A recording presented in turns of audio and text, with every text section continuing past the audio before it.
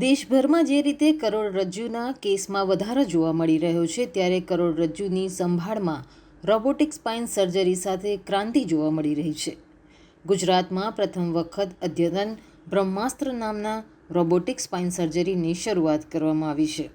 કરોડરજ્જુની સમસ્યાઓ જેમ કે હર્નીએટેડ ડિસ્ક, સ્પાઇનલ સ્ટેનોસિસ, સ્કોલિયોસિસ અને ડિજનરેટિવ ડિસ્ક રોગ વ્યક્તિના જીવનમાં ઘણી અસર કરતા હોય છે, જેની જૂની સારવાર પદ્ધતિમાં ઘણીવાર ઓપન સર્જરીનો સમાવેશ થતો હોય છે, જે જોખમી હોઈ શકે છે અને જેમાં સમયગાળો પણ લાગતો હોય છે.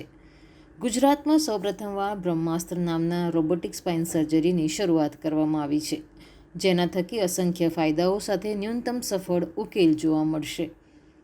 સ્તવ્ય સ્પાઇન હોસ્પિટલ દ્વારા ગુજરાતમાં સૌપ્રથમ રોબોટિક સ્પાઇન સર્જરીની શરૂઆત કરવામાં આવી છે, જેમાં doctor Bharat Dave, doctor Mirant Dave, doctor Shivanand, doctor Raviranjan Rai અને ડૉક્ટર અજય કૃષ્ણન સહિતના પ્રતિષ્ઠિત ડૉક્ટરોએ ટેકનોલોજી વિશે જાણકારી આપી હતી.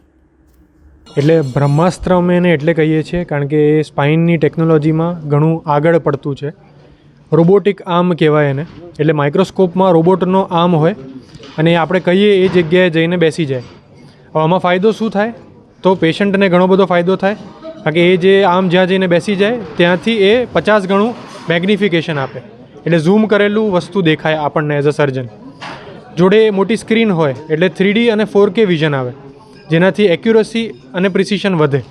ગુજરાતમાં જે સ્ક્રૂનો રોબોટ છે એ ગુજરાતનો પહેલો છે, પણ આ જે બ્રહ્માસ્ત્ર છે જે મેગ્નિફિકેશનવાળું છે એ 1-2 છે, પણ એ સ્પાઇન માટે નથી વપરાતા. સ્પાઇન માટેનો આ પહેલો છે. એટલે WHO પ્રમાણે એવું છે કે 80% લોકોને જિંદગીમાં એક વખત સ્પાઇનનો દુખાવો થાય, એ કમરનો હોય કે ગરદનનો હોય. હવે સ્પાઇનના દુખાવાના કારણો બધા બહુ હોય, જેમ કે ગાદી ખસી જવી, જેમ કે હાડકામાં કોઈક પ્રોબ્લેમ થવો, જેમ કે માંસપેશીઓનો પ્રોબ્લેમ હોવો. હવે આ બધીમાંથી શું છે એ ડાયગ્નોસિસ કરવું જરૂરી હોય અને એ પ્રમાણે એની ટ્રીટમેન્ટ હોય. મોટાભાગના દર્દીઓને રિહેબિલિટેશનથી જ સારું થઈ જાય, પણ 10% દર્દીઓને સર્જરીની જરૂર પડે અને અમે કાણામાંથી કરી શકીએ એવો જ અમારો પ્રયત્ન હોય. એટલે ઘણા બધા ચિહ્નો હોય, જેમ કે હાથમાં ઝંઝણાટી થવી, પગમાં ઝંઝણાટી થવી, પેશાબનો કંટ્રોલ જતો રહેવો, કમરમાં ને ગરદનમાં દુખવું, ઘણા બધા ચિહ્નો હોય. હવે આ બધામાંથી કશું પણ થાય તો સ્પાઇનના રિલેટેડ હોઈ શકે, એટલે સ્પાઇનના કોઈ સ્પેશિયાલિસ્ટ પાસે જવું. એટલે ખર્ચો નોર્મલ કરતાં ઘણો વધારે નથી હોતો. અમારા હોસ્પિટલમાં એટલો બધો ખર્ચો નથી થતો.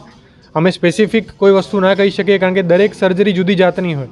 એટલે હવે મોટી સર્જરી કરવાની આવે તો ખર્ચો એ પ્રમાણેનો હોય, ખૂબ નાની સર્જરી કાણામાંથી કરવાની આવે તો ઓછો હોય. જોતા રહો TV9 ગુજરાત, નિર્ભય, નિષ્પક્ષ, નિરંતર.